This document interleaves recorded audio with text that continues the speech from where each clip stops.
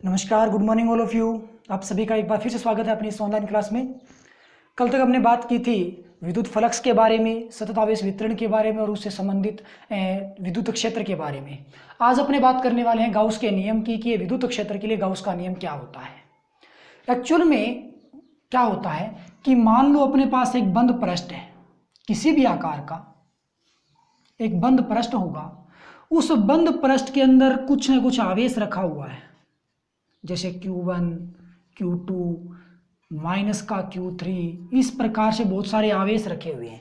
तो इस बंद पृष्ठ से संबद्ध जो विद्युत फ्लक्स यानी कि फाई ई का जो मान होगा उसके बारे में गाउस ने बताया था। अब गाउस ने क्या कहा था कि यदि किसी बंद पृष्ठ के अंदर आपने एक निश्चित आवेश रख दिया तो उस बंद पृष्ठ से संबद्ध विद्युत फ्लक्स का जो मान होगा वो इस पृष्ठ में विद्यमान कुल आवेश का 1/ε0 गुना होता है। यानी कि कुल आवेश इसके अंदर मान लो सिग्मा क्यू है, तो ये कुल आवेश का 1/ε0 गुना होगा। यानी कि फाई ई का जो मान होगा वो सिग्मा क्यू बटे ε0 होगा। ये था गाउस का नियम। अब यहाँ पे जो सिग्मा क्यू है वो आप कैसे निकालते हो? यहाँ पे सिग्मा जो क्यू होगा वो बीजगणितीय योग से निकल के आएगा। मतलब यहाँ पे दो आवेश हैं वो धनात्मक है और एक आवेश है वो ऋणात्मक है। तो यदि मैं यहाँ पे कुल आवेश की बात करूँ तो कुल आवेश कितना बन जाएगा? Q1 प्लस Q2 और माइनस में कितना आएगा? Q3 है वो माइनस का आएगा। तो ये यहाँ पे जो कुल आवेश है वो निकल के आएगा। तो सिग्मा क्यू वहाँ पे कुल बीजगणितीय योग होने वाला है कुल आवेशों के लिए। तो गाउस का नियम विद्युत क्षेत्र के लिए क्या कहता है कि गाउस के नियम के अनुसार किसी बंद पृष्ठ से संबद्ध कुल विद्युत फ्लक्स का मान हमेशा उस बंद पृष्ठ में विद्यमान कुल आवेश का 1/ε0 गुना होता है। अब यहाँ पे ये ε0 क्या है? जहाँ ε0 निर्वात की विद्युतशीलता है, निर्वात की विद्युतशीलता होगा। अब ये जो फ्लक्स हमने ज्ञात किया है सिग्मा क्यू बटे ε0, ये कभी भी बंद पृष्ठ के आकार पे डिपेंड नहीं होता। आकार किसी भी प्रकार का हो सकता है, कितना भी बड़ा या छोटा आकार हो सकता है। जैसे अपने यहाँ पे एक छोटे आकार का मैंने एक पृष्ठ ले लिया, सपोज दैट इसके अंदर क्यू आवेश है। एक मैंने बहुत बड़े आकार का एक पृष्ठ ले लिया और इसके अंदर भी उतना ही आवेश है। तो इन दोनों पृष्ठों का जो फ्लक्स आएगा वो आपस में बराबर आएगा। यहाँ पे मैंने एक आवेश और ले लिया, सपोज दैट ये Q है और ये Q1 है, लेकिन यहाँ पे केवल Q है, तो अब इसका फ्लक्स ज़्यादा होगा। कहने का मतलब कि जो विद्युत फ्लक्स आता है गाउस के नियम से वो कभी भी पृष्ठ के आकार, आकृति या उसके साइज पे डिपेंड नहीं होता। ये केवल और केवल किस पे डिपेंड करता है? पृष्ठ के अंदर विद्यमान कुल आवेश पे डिपेंड करता है। साथ में यहाँ पे ये जो आपको ε0 नजर आ रहा है जो कि निर्वात के लिए है, निर्वात यहाँ पे एक प्रकार से माध्यम हो गया, तो ये माध्यम के ऊपर भी निर्भर करता है। तो किस पे निर्भर करेगा? ये जो विद्युत फ्लक्स होगा वो बंद पृष्ठ में विद्यमान कुल आवेश के परिमाण पे, उसकी प्रकृति पे और माध्यम के ऊपर निर्भर करता है। उसके आधार पे फ्लक्स यानी कि फाई ई का मान निकल के आता है। तो इसके लिए कुछ इंपॉर्टेंट बातें हैं वो भी आप याद रखोगे। तो अब अपने गाउस के नियम से तो फाई ई का मान सिग्मा क्यू बटे ε0 हो गया। फाई ई का मान अपने फ्लक्स की परिभाषा से भी ज्ञात किया था। अब फ्लक्स की परिभाषा से फाई ई का मान क्या था कि फाई ई बराबर था E डॉट ds या यूं कह लो E डॉट s। ये था E डॉट s। तो फाई ई के यहाँ पे दो मान हो गए, एक तो ये मान रहा समीकरण 1 में और एक ये मान रहा समीकरण 2 में। तो ये भी फाई ई का मान है, ये भी फाई ई का मान है। तो आप गाउस का नियम और विद्युत फ्लक्स की परिभाषा दोनों एक साथ देखते हो तो भाई इसको आप ऐसे बोल सकते हो कि तो ये है E vector dot s vector और इसके किसके बराबर बनेगा? सिग्मा क्यू बटे ε0 के बराबर बन जाएगा। तो ये समीकरण आप याद रखोगे, ये न्यूमेरिकल में काम आता है। यानी कि फाई के दो मान हो गए और दोनों मान आपस में बराबर होंगे, तो ये समीकरण नंबर 3 हमें प्राप्त हो जाएगी। अब अपने क्या करने वाले हैं कि अपने पास ये जो गाउस का नियम है इसको हमें डेरिवेट करना है, इसकी हमें व्युत्पत्ति करनी है कूलाम के नियम से। यानी कि क्वेश्चन ये होगा कि कूलाम के नियम से गाउस नियम की व्युत्पत्ति कीजिए। तो मतलब इसका ये हो गया कि अपने पास जो कूलाम का नियम है, जो हमने लेसन नंबर 1 में पढ़ा था, जो दो आवेशों के मध्य बल के परिमाण को ज्ञात करने के लिए यूज में होता है या फिर विद्युत क्षेत्र की तीव्रता के लिए काम में आता है। यानी कि विद्युत क्षेत्र की तीव्रता की पदों में बात करूं तो कूलाम के नियम से हमें कुछ ऐसा मान प्राप्त होता है KQ/R²। तो ये कूलाम नियम से, यानी कि आप इस सूत्र को उपयोग में लोगे, इस सूत्र का सहारा लोगे और आपको प्राप्त करना है ये समीकरण। यानी कि इस समीकरण से आपको शुरुआत करनी है और इस समीकरण से ही आपको ये समीकरण यानी कि गाउस का नियम है वो प्राप्त करना है। तो क्वेश्चन ये हो गया कि कूलाम नियम से गाउस नियम की व्युत्पत्ति कीजिए। तो अपने नेक्स्ट क्वेश्चन आता है कूलाम नियम से गाउस नियम की व्युत्पत्ति।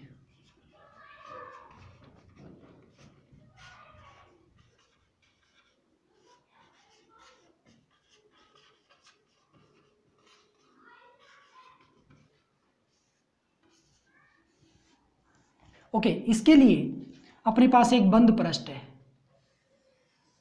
गोलाकार पृष्ठ मान लिया। इस गोलाकार पृष्ठ की त्रिज्या मान लो स्मॉल r। ओके, और इस गोलाकार पृष्ठ के अंदर जो कुल आवेश होगा उसको अपने मानेंगे स्मॉल q। यहां पे आप स्मॉल q आवेश समझ सकते हो, यानी कि गोले के अंदर कुल आवेश है वो स्मॉल q है।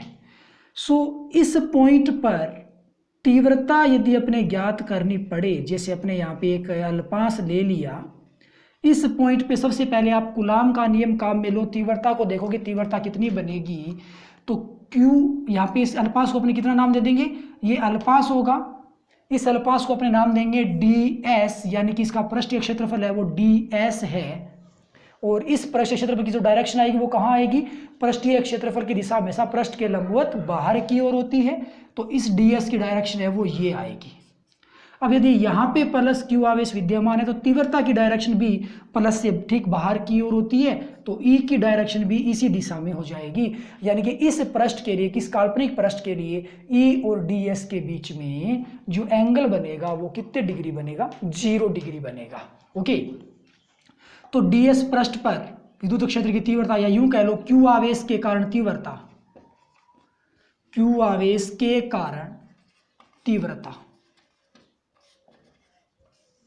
ठीक है जी।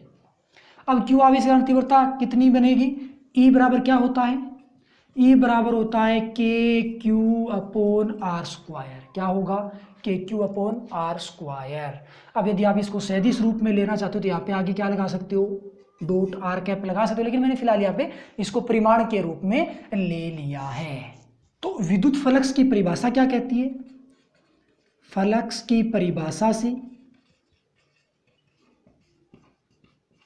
फ्लक्स की परिभाषा ये कहेगी कि फाई E बराबर क्या होगा, E ds कोस थीटा और उसका क्लोज इंटीग्रेशन। अब थीटा एंगल कितने डिग्री होगा, E और ds के बीच एंगल कितना है, 0 डिग्री है, तो यहाँ से फाई E है वो कितना बन जाएगा, ये बन जाएगा E कैपिटल E को मैं बाहर निकाल लूँगा और ये आ जाएगा ds का इंटीग्रेशन और कोस थीटा का मान कितना, 0, कोस 0 का मान 1 होता है, तो फाई E का जो फाइनल मान आएगा वो कितना आएगा, E close integration of ds। अब ds का इंटीग्रेशन कीजिए आप, ds का इंटीग्रेशन होगा s, कितना होगा s। अब s क्या है, ds है एक पृष्ठीय क्षेत्रफल, ऐसे ds आकार के बहुत सारे भाग यहाँ पे इसके पृष्ठीय क्षेत्रफल पे विद्यमान है, पूरे गोले के ऊपर विद्यमान है। तो जब आप इंटीग्रेशन ऑफ ds करोगे, यानी कि छोटे छोटे ds को आपस में जोड़ोगे तो पूरे गोले का पृष्ठीय क्षेत्रफल निकल के आ जाएगा। यानी कि यहाँ पे जब इंटीग्रेशन ऑफ ds करोगे तो मान आएगा s, और s यहाँ पे क्या होगा, पूरे गोले का पृष्ठीय क्षेत्रफल होगा। अब गोले का पृष्ठीय क्षेत्रफल होता कितना है, गोले का पृष्ठीय क्षेत्रफल होता है कितना, गोले का होगा जी 4πr²। ओके, E का मान ये रहा। अब यहाँ पे आप E की वैल्यू पुट कर दो, तो जब आप यहाँ पे E की वैल्यू पुट करोगे तो फाई E कितना निकल के आएगा अपने पास, फाई E आएगा KQ/R² इंटू 4πr²। K की वैल्यू वापिस से पुट कर दो, यानी कि 1/4πε0 Q/r² इंटू 4πr²। कुछ काट बाड़ होगा, कट जाएगा और फाई ई बराबर बचेगा Q/ε0। अब यहाँ पे Q क्या चीज़ है? Q इस गोले के अंदर का कुल आवेश है। तो फिर यहाँ पे ये जो फ्लक्स का मान निकल गया है वो कितना निकल गया? गोले के अंदर का कुल आवेश है वो 1/ε0 गुना हमें प्राप्त हो चुका है, जो कि किसका नियम है? गाउस का नियम है। तो हमने शुरुआत की थी कूलाम नियम से और प्राप्त किसको कर लिया? गाउस का नियम। यानी कि कूलाम नियम से गाउस का नियम है वो इस प्रकार से डेरिवेट होने वाला है। तो ये था अपने पास कूलाम नियम से गाउस नियम की व्युत्पत्ति। अब अपने इंपॉर्टेंट क्वेश्चनों की बात करने वाले हैं कि जो गाउस का नियम है उसके अनुप्रयोग क्या क्या है, उसका यूज कैसे होगा, उसके द्वारा कैसे विद्युत क्षेत्र की तीव्रताएं ज्ञात होती है। और सबसे पहले अपने चलेंगे कि अपने पास एक अनंत रेखीय तार होगा, इस तार के कारण विद्युत क्षेत्र कैसे ज्ञात होता है। तो अब अपने पास क्वेश्चन होगा गाउस नियम के अनुप्रयोग में पहला अनुप्रयोग आता है अनंत रेखीय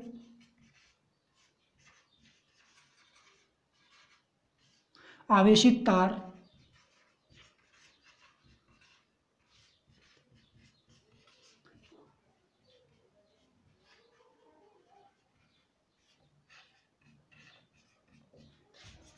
विद्युत क्षेत्र की गणना।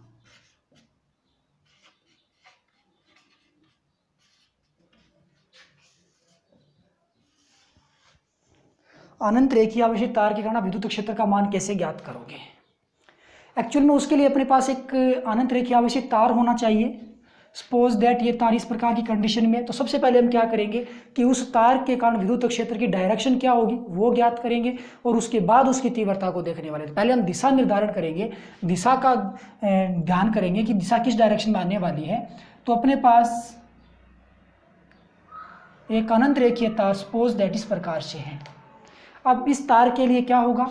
इस तार के लिए यहाँ पे इसका मैंने एक पॉइंट ले लिया O और इस तार के ऊपर हमने धनात्मक आवेश वितरित कर दिया और इसके ऊपर जो कुल धनात्मक आवेश है, कंप्लीट जो धनात्मक आवेश है उसको आप कितना मान लो? उसको आप स्मॉल q मान लो। कितना मान लो? स्मॉल q मान लो। ठीक है जी। अब हमें क्या करना है, जैसे कि इस तार से लंबवत r दूरी पर यहाँ कोई एक पॉइंट है P, इस P पॉइंट पे आपको डायरेक्शन ज्ञात करनी है। तो इस P पॉइंट पे आपको दिशा ज्ञात करनी है विद्युत क्षेत्र की। तो आप सबसे पहले क्या करोगे कि ये जो आपको पॉइंट O दिखाई दे रहा है, यहाँ से समान दूरी पर ऊपर और नीचे दो अल्पांश की कल्पना कर लो। तो मैं एक अल्पांश यहाँ ले लेता हूँ और एक अल्पांश यहाँ ले लेता हूँ। ध्यान ये रहे कि ये दोनों दूरियाँ हैं वो बराबर हैं, L दूरी मान सकते हो। इस अल्पांश का भाग आपने dl मान लिया और इस अल्पांश को भी आपने कितना मान लिया? dl, यानी कि लंबाई के अनुदिश होना है भाग, क्षेत्रफल के अनुदिश नहीं मानना है, क्योंकि ये लंब रेखीय आवेशित तार है तो लंबाई के अनुदिश अल्पांश को हमें एज्यूम करना है, कल्पना कर रही है। अब आप क्या करोगे, इस dl अल्पांश के कारण P बिंदु पे विद्युत क्षेत्र की तीव्रता की दिशा देखो। यहाँ पे प्लस आवेश है, प्लस आवेश के कारण हमेशा विद्युत क्षेत्र की जो डायरेक्शन आती है वो लंबवत बाहर की ओर होती है। तो यहाँ इसके कारण जो तीव्रता की डायरेक्शन आएगी वो इस प्रकार से आएगी और ये अल्पांश के कारण है तो इसकी डायरेक्शन को मैं DE1 नाम दे देता हूँ। तो ये आ जाएगी विद्युत क्षेत्र की दिशा इस ऊपर वाले अल्पांश के कारण। अब इस नीचे वाले अल्पांश के कारण विद्युत क्षेत्र की डायरेक्शन क्या आएगी? ये भी यहाँ भी प्लस आवेश है तो इसके कारण भी धनात्मक बाहर की ओर हो जाएगा विद्युत क्षेत्र। तो इस प्रकार से ये दूसरे अल्पांश के कारण आप विद्युत क्षेत्र की दिशा ज्ञात कर पाओगे, यानी कि दोनों अल्पांशों के कारण दो दिशाएं आपने ज्ञात कर ली। ऐसे अल्पांश तो हजारों हो सकते हैं, उसी के अकॉर्डिंग यहाँ पे डायरेक्शन बनती जाएगी। अब लेकिन ध्यान देने वाली बात यह है कि इस पॉइंट के ऊपर जो तीव्रताएं आई है, दो अल्पांश लिए तो दो दिशाएं आ गई, हमें परिणामी एक दिशा चाहिए। उसके लिए हमें क्या करना होगा, इन दोनों को घटकों में वियोजित करना पड़ेगा।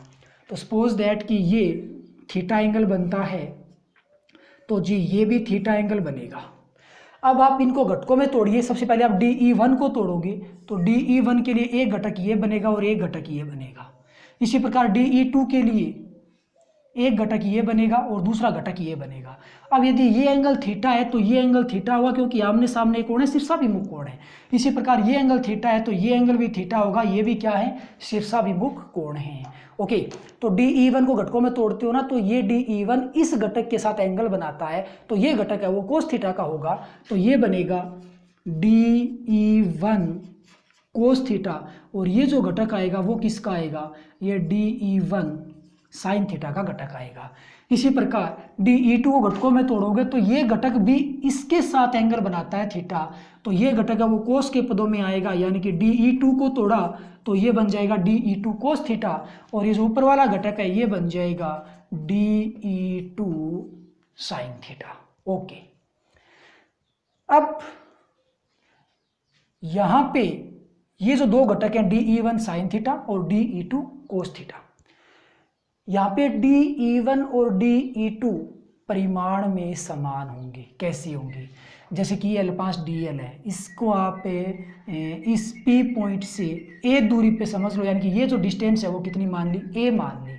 तो भाई ये जो डिस्टेंस आएगी वो भी कितनी आएगी? ये भी A होगी। तो आप इस अल्पांश के कारण, यानी कि इसको मैं A नाम देता हूँ अल्पांश को, और इसको मैं B नाम दूंगा अल्पांश को, तो A अल्पांश के कारण आप यहाँ पे जब तीव्रता देखोगे जिसको आपने DE1 माना है, तो DE1 कितना बनेगा? तीव्रता का सूत्र होता है KQ/R²।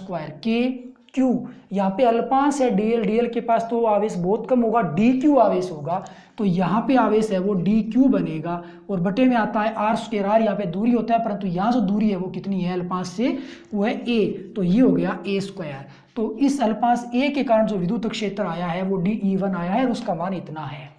इसी प्रकार जब आप इस अल्पांश B वाले के कारण मान ज्ञात करते हो विद्युत क्षेत्र का, जिसको आपने DE2 बोल रखा है, तो विद्युत क्षेत्र वापिस KQ/R² हो जाएगा। तो K, लेकिन Q नहीं आएगा, Q के स्थान पे क्या आएगा? यहाँ पे अल्पांश DL है जिसके कारण आप तीव्रता देख रहे हो, तो इसके ऊपर विद्यमान आवेश है वो DQ होगा, वेरी स्मॉल होगा, तो यहाँ पे ये आवेश बनेगा DQ, और प्लस में अल्पांश की इस पॉइंट से अभिष्ट दूरी है वो A है, तो ये बटा में आ जाएगा A²। तो ये समीकरण नंबर 1 और 2 हमें ये बताती है कि DE1 और DE2 परिमाण में आपस में क्या है? समान है। तो कुल मिलाकर के DE2 साइन थीटा और DE1 साइन थीटा, यानी कि DE1 और DE2 के साथ समान राशि साइन थीटा से मल्टीप्लाई किया हुआ है, ये दोनों राशियां परिणाम में समान होंगी, विपरीत दिशा में होने के कारण एक दूसरे को निरस्त कर देंगी, तो परिणामी जो डायरेक्शन बचेगी वो इस दिशा में बचेगी। जब हमने इसको घटकों में वियोजित किया तो इस P पॉइंट पे विद्युत क्षेत्र की 3 दिशाएं प्राप्त हुई। एक दिशा तो ये जो कि इन दोनों घटकों के कारण है, एक दिशा ये और एक दिशा ये, परंतु ये दोनों दिशाएं आपस में कैंसिल हो सके, परिणामी दिशा ये बची है, यानी कि O से P की डायरेक्शन में विद्युत क्षेत्र की दिशा निकल के आई है। तो कुल मिलाकर के बात ये हो गई कि एक अपने पास अनंत रेखीय आवेशित तार होता है, उस तार के कारण जो विद्युत क्षेत्र की डायरेक्शन होती है वो हमेशा तार के लंबवत बाहर की ओर होती है। यदि ये पॉइंट P इस डायरेक्शन में होता या इस साइड में होता तो विद्युत क्षेत्र की दिशा बाहर की ओर इस प्रकार से होती। कहने का मतलब इस तार के चारों ओर आप कहीं भी पॉइंट ले लो, यहाँ तीव्रता की दिशा देखोगे दिशा ये होगी, यहाँ तीव्रता की दिशा देखोगे दिशा ये होगी, यहाँ तीव्रता की दिशा इस प्रकार से, यहाँ इस प्रकार से। तो कहने का मतलब कि ये जो धनात्मक आवेशित तार है उसके लिए तीव्रता की डायरेक्शन हो बाहर की ओर लंबवत होती है। यदि यही तार है इसके ऊपर आप ऋण आवेश वितरित कर देते तो ऋण आवेश के कारण डायरेक्शन वो चेंज हो जाती है, वो अंदर की ओर हो जाती। कहाँ हो जाती? अंदर की ओर निकल जाती। यानी कि हमने यहाँ पे धनात्मक आवेश वितरित किया है, अतः डायरेक्शन बाहर की ओर है, लेकिन यहाँ पे यदि अपनी ऋणात्मक आवेश वितरित करते तो डायरेक्शन है वो तार के लंबवत अंदर की ओर हमें प्राप्त होती। तो ये तो फिलहाल हमने दिशा निर्धारण कर लिया कि यदि धनात्मक रूप से आवेशित है तो जो विद्युत क्षेत्र की डायरेक्शन है वो तार के लंबवत बाहर की ओर है। अब इस पॉइंट पे हमने दिशा तो देख ली P पॉइंट पे, अब इस P पॉइंट पे हमें विद्युत क्षेत्र की तीव्रता को यानी कि विद्युत क्षेत्र को ज्ञात करना है। अब अपने क्या करेंगे? तीव्रता की गणना करेंगे। विद्युत क्षेत्र की तीव्रता की गणना,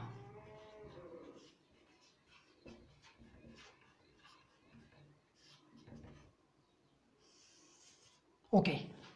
तो अपने पास एक अनंत रेखीय आवेशित तार था कुछ इस प्रकार से,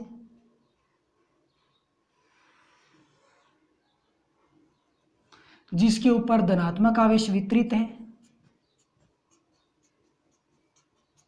इस तार के कारण हमें इस पॉइंट P पर तीव्रता ज्ञात करनी है, और ये जो तार है वो स्मॉल r दूरी पे स्थित है। उसके लिए आप क्या करोगे? एक्चुअल में क्या होता है कि जब ये क्वेश्चन आता है तो उसमें बाकायदा लिखा हुआ ये होता है कि गाउस के नियम से तीव्रता ज्ञात कीजिए। तो गाउस का नियम हमें यहाँ पे अप्लाई करना है, और गाउस के नियम में एक गाउसीय पृष्ठ की कल्पना होती है, उसके अंदर कुल आवेश हमें देखना होता है कि उसके अंदर कुल कितना आवेश है। और गाउसीय पृष्ठ होता है वो एक काल्पनिक पृष्ठ होता है जो कि आकार या आकृति पे डिपेंड नहीं होता। तो अपने यहाँ पे एक बेलनाकार आकृति का गाउसीय पृष्ठ लेंगे, तो कुल मिलाकर के इस प्रकार से आप बेलनाकार आकृति का एक गाउसीय पृष्ठ लोगे। और इस गाउसीय पृष्ठ की जो ऊंचाई है वो मान ली हमने कितनी, स्मॉल एल मान ली। ठीक है जी। इस स्मॉल एल दूरी में जो इस तार के ऊपर वितरित आवेश है वो कितना मान लिया, क्यू। ध्यान रखना, क्यू हमने पूरे तार पे वितरित आवेश को नहीं माना है, क्यू हमने इस एल लंबाई के तार पे वितरित आवेश को ही माना है। पूरा तार तो अनंत लंबाई का है, तो हम केवल एल लंबाई पे वितरित आवेश को मानने वाले हैं। तो एकांक लंबाई पे कितना होगा, एल लंबाई पे क्यू आवेश है तो एकांक पे कितना हो गया, क्यू बटे एल। और एकांक लंबाई पे वितरित आवेश को आप क्या कहते हो, लैम्डा, जो कि रेखीय आवेश घनत्व होता है। तो कुल मिलाकर के इस आकृति के आधार पे रेखीय आवेश घनत्व कितना बन जाएगा, लैम्डा इज इक्वल बन जाएगा Q बटा एल। और यहाँ से यदि आप कुल Q का मान ज्ञात करना चाहते हो तो वो कितना आ जाएगा, लैम्डा एल बन जाएगा। यानी कि इतने तार के ऊपर, एल लंबाई के तार के ऊपर कुल जो आवेश है उसका मान कितना है, लैम्डा एल है। अब हमें क्या करना है, गाउस का नियम अप्लाई करना है। तो गाउस के नियम के लिए ये जो आपको पृष्ठ दिखाई दे रहा है, इस पृष्ठ को आप मैक्सिमम कितने पार्ट में डिवाइड कर सकते हो उतने पार्ट में डिवाइड कर लो। इस बेलनाकार पृष्ठ को हम अधिकतम 3 भाग में डिवाइड कर सकते हैं। तो एक पृष्ठ तो ये मान लिया जाएगा S1, एक के ऊपर वाला पृष्ठ मान लेंगे S2 और एक के नीचे वाला पृष्ठ मान लेंगे S3। अब यहाँ पे आप एक स्मॉल भाग की कल्पना कर लो, एक यहाँ पे स्मॉल भाग की कल्पना करेंगे, पृष्ठ क्षेत्रफल की कल्पना करेंगे, और एक स्मॉल पृष्ठ क्षेत्रफल की कल्पना यहाँ पे करेंगे। तो भाई इस पृष्ठ क्षेत्रफल की डायरेक्शन लंबवत बाहर की ओर, यानी कि DS1 की डायरेक्शन ये होगी, ऊपर की ओर ये चली जाएगी DS2 की डायरेक्शन, और यहाँ नीचे की ओर इस प्रकार से आ जाएगी DS3 की डायरेक्शन। ओके, अब क्या होगा, विद्युत क्षेत्र की डायरेक्शन क्या आएगी, विद्युत क्षेत्र है वो इस दिशा में आएगा, तार के लंबवत बाहर की ओर, हमने अभी दिशा लिखी थी तीव्रता की, तो ये आ जाएगी ई की दिशा, और यहाँ पे ई की डायरेक्शन है वो ये आएगी, और यहाँ पे ई की डायरेक्शन है वो ये आएगी, यानी कि लंबवत बाहर की ओर ई प्राप्त होना है। तो S3 पृष्ठ के लिए ये जो एंगल बनता है ई और DS के बीच वो 90 डिग्री आता है, S2 के लिए भी 90 डिग्री आता है, लेकिन S1 के लिए ये 0 डिग्री मान हमें प्राप्त होता है। तो अब आप क्या करोगे, यहाँ से आप गाउस का नियम अप्लाई करो, विद्युत फ्लक्स की परिभाषा वाला सूत्र अप्लाई करो, तो अपना रिजल्ट निकल के आ जाएगा। लेकिन फिलहाल जो गाउस का नियम है और विद्युत फ्लक्स की परिभाषा से हमने सूत्र देखा था कि E, या यूं कह लो, सीधा अप्लाई नहीं करेंगे, फाई ई बराबर क्या होता है, फाई ई बराबर होता है गाउस के नियम से सिग्मा क्यू बटे एप्सिलॉन नोट, और फाई ई का मान परिभाषा के अनुसार क्या होता है, ई ds कोस थीटा। ये कंप्लीट पृष्ठ की बात होगी, फाई का मान इंटीग्रेशन के रूप में होगा कंप्लीट पृष्ठ, कंप्लीट मतलब इस पूरे के लिए, पूरा जो बेलनाकार पृष्ठ है उस पूरे पृष्ठ क्षेत्रफल अपने कितना मान लेंगे, S मान लेंगे। हालांकि पूरे क्षेत्रफल को हमने 3 भाग में तोड़ रखा है। तो ई ds cos theta is equal कितना बन जाएगा, सिग्मा क्यू। सिग्मा क्यू का मान कितना है, सिग्मा क्यू का मान यहाँ पे कंप्लीट है वो क्यू है, बटे में कितना है, एप्सिलॉन नोट आ जाएगा। ओके, अब ये जो पूरा पृष्ठ है S, उसको आपने 3 भाग में तोड़ दिया, तो ये जो कुल फ्लक्स होगा, कुल फ्लक्स याद करने के लिए आप कैसे करोगे, तीनों पृष्ठों का फ्लक्स निकालो अलग अलग और तीनों को जोड़ दोगे, कुल फ्लक्स आ जाएगा। तो इसको आप ऐसे काउंट करोगे कि सबसे पहले आप पृष्ठ S1 की बात कर लो, ई ds कोस S1 के लिए कितनी थीटा एंगल बनेगा, 0 डिग्री बनेगा, प्लस अब S2 की बात कर लेना, S2 के लिए ई ds कोस 90 डिग्री होगा। S3 की बात कर लो, S3 के लिए मान कितना बन जाएगा, ई ds कोस, ये भी 90 डिग्री आ जाएगा, और बराबर मान कितना आएगा, Q बटे एप्सिलॉन नोट आएगा, और यहाँ पे Q का मान है वो कितना है, लैम्डा L है। लेकिन फिलहाल हम इसको सोल्व करते हैं। तो कोस 90 0, कोस 90 0, ये दोनों 0 होंगे, केवल ये मान बचेगा S1 वाला। तो S1 पृष्ठ के लिए कितना बच जाएगा, ई ds, और बराबर क्या आ जाएगा, Q बटे एप्सिलॉन नोट, और Q का मान कितना है, लैम्डा L है, बटे में कितना है, एप्सिलॉन नोट है। E को आप बाहर निकाल दो और इंटीग्रेशन करना है ds का। ds क्या है, ds क्षेत्रफल का, कौन से का, S1 वाले, जो कि बेलनाकार पृष्ठ का वक्र पृष्ठ होता है, उस वक्र पृष्ठ के ऊपर एक अल्पांश है, अल्प क्षेत्रफल है ds। तो जब आप ds का इंटीग्रेशन करोगे, यानी कि ds को आपस में जोड़ोगे, ये जो राउंड वाला बाहर वाला भाग होता है इसके ऊपर छोटे छोटे ds बने हुए हैं, उस ds को सबको जोड़ दोगे तो ये पूरा वक्र पृष्ठ निकल के आ जाएगा, यानी कि पूरे वक्र पृष्ठ का क्षेत्रफल आएगा। तो इंटीग्रेशन ऑफ ds आएगा ना S1 पृष्ठ के लिए, उसका मान आ जाएगा इस पूरे वक्र पृष्ठ का क्षेत्रफल, और बेलन के वक्र पृष्ठ का क्षेत्रफल कितना होता है, 2 पाई RL होता है। तो ये कितना बनेगा 2 पाई आर और एल यहाँ पे लंबाई है, इज इक्वल आएगा लैम्डा एल बटे एप्सिलॉन नोट। एल से एल क्या हो गया, एल से एल कैंसिल हो गया, तो जी ई का मान यहाँ से कितना निकल के आएगा 2 पाई आर का लगा दो भाग, तो लैम्डा बटे 2 पाई एप्सिलॉन नोट आर, ये रिजल्ट निकल के आ गया अनंत रेखीय आवेशित तार के कारण विद्युत क्षेत्र का। अब इसको थोड़ा सा और सोल्व कर सकते हो, कैसे सोल्व कर सकते हो, जो ई है ऊपर नीचे 2 से गुणा कर दोगे ना तो ये बन जाएगा 2k लैम्डा अपोन में आर, ये बन जाएगा इसका एक अन्य सूत्र। सैद्धांतिक रूप में यदि अपने बात करें,